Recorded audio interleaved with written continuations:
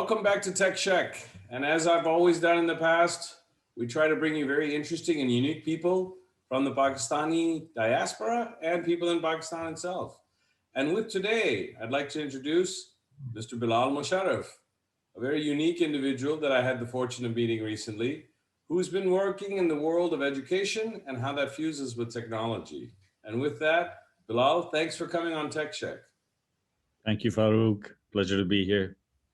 Great to have you, Bilal. And as we always do in Tech Check style, let's dive right in. Bilal, tell us a little bit about you and what brought you to the world you're in today. Um, well, I've been in the edtech sector for about 10 years. My first professional incarnation was in the financial sector. Right. But when in edtech, I was part of the founding team at Khan Academy. Then worked at another edtech company, Edmodo, which was an online a platform. You can call it an LMS, helping teachers manage students. And now I'm with Noon Academy, which is a marketplace of tutors. Fantastic.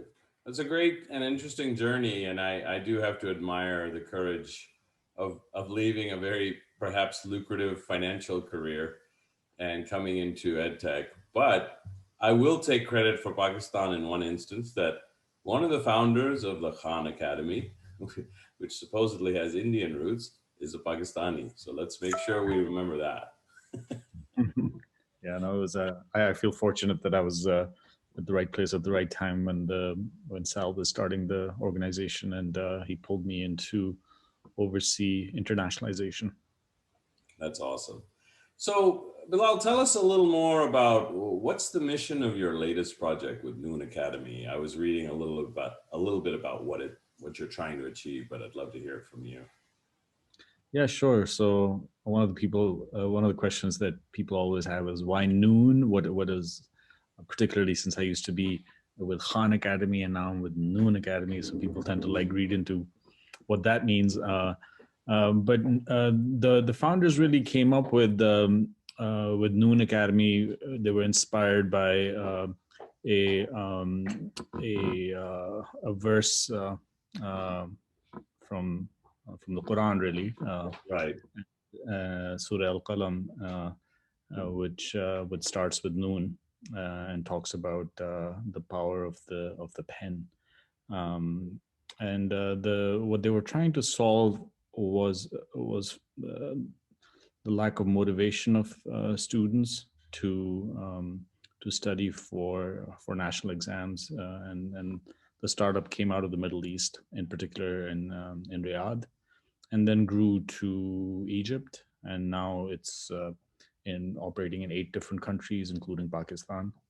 So it's trying to solve for really giving access to better quality teaching and better quality learning resources. Awesome. Well, and it's great because it leads me to my next question, Bilal. And, obviously in Pakistan, education has been a focus ever since I've been engaged with Pakistan.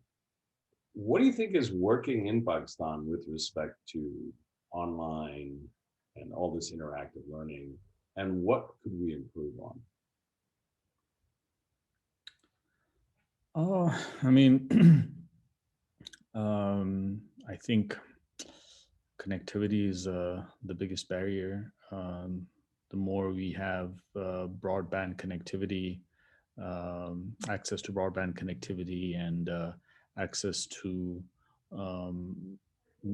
you know, the price point of devices to be such that those are more accessible, I think the rest will take care of itself.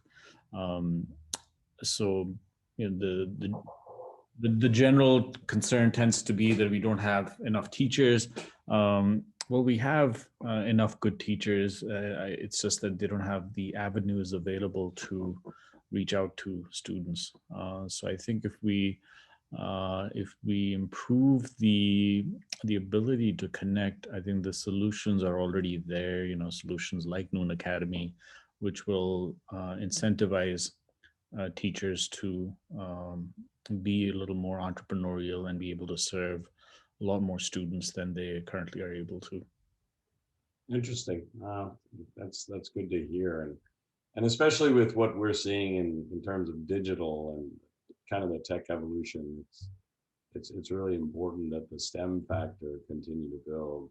I'm a personal believer that that's going to help Pakistan Yeah, change. I mean, it's we're at this in edtech. We're at the stage where content has become commodity Mm, since the early days of Khan Academy.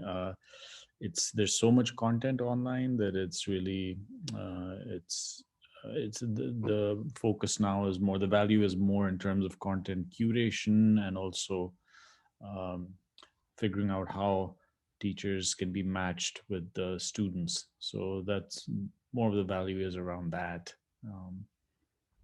um, yeah. great. No, that's good to hear. Well, and the last question I had, as you know, Bilal, we try to keep these relatively short and punchy. Yeah. The was around what's the ask of people in the diaspora? How can we help support? What are some ideas for people who are interested in helping propel this? Really, I mean, we've got some subjects that they might want to try. We will be launching Urdu pretty shortly. We've been offering subjects like Islamiyat out of Pakistan. So if they're interested in tapping into subject matter for their kids, they can use our platform wherever they're based, and if they have a positive experience to share with others. We are a global platform, and we will continue to serve an increasing number of geographies. Wonderful. Well, that's great. Look, Bilal, as always, really appreciate your time coming on. As you know, our mission is to kind of share all these unique stories and folks like yourself who are working in different worlds and trying to make things better for Pakistan overall. So thank you again very much for coming on the show. Thanks for having me, Faruk. Take care, Bilal, and to our audience out there. As you see, we're trying to change the format around a little. You know, we're taking a little different approach.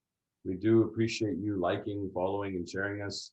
That's a really important way for us to continue getting the message out. And with that, I say to you and the audience, Allah Hafiz.